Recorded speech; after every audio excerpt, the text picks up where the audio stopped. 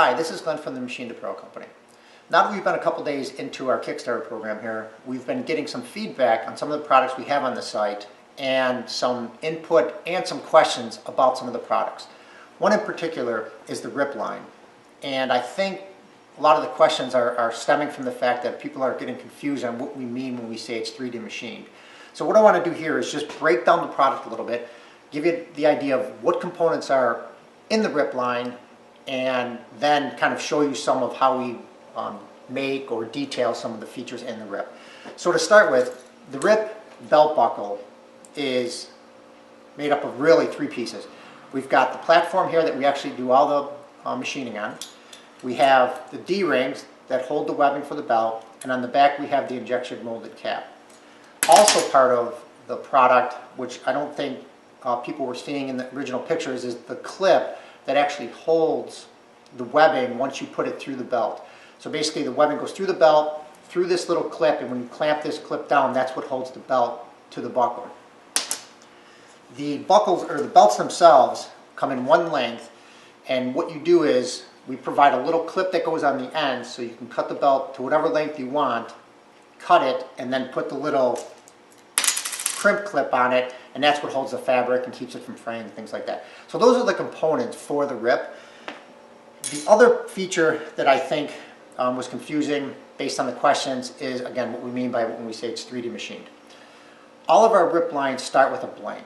So basically this is our blank belt buckle that we machined prior to putting it at our fixture and actually machining the graphics.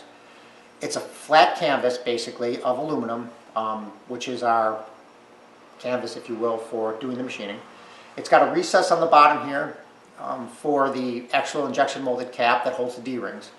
So everything we do is from this surface into the part, and that's where the 3D machining comes in. So Janine's going to grab a couple here, and this might get a little fuzzy off the get-go when she puts it in front of the camera, but we're going to try to show you some of the features in the belt that are actually 3D machined. So this first one here is the actual mountain bike belt. And as you can see, there's a mountain, there's a crank arm, and there's a pedal. Those are all at different depths in the part.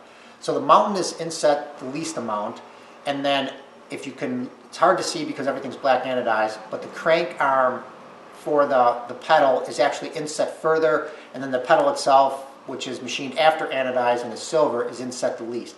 So that's the 3D effect we have.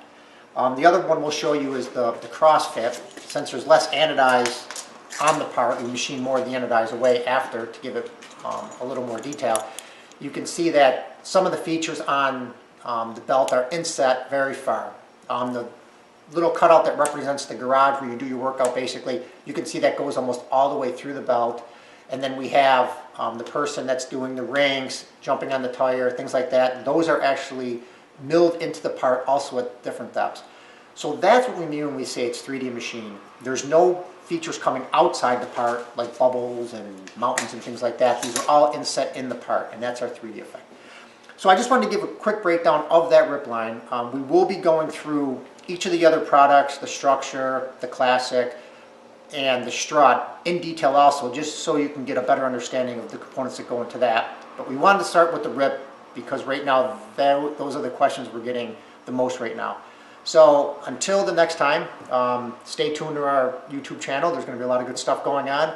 Coming up with the RIP line, Gary's going to be putting together a small video series walking through the fixturing when we start putting the parts on the machine.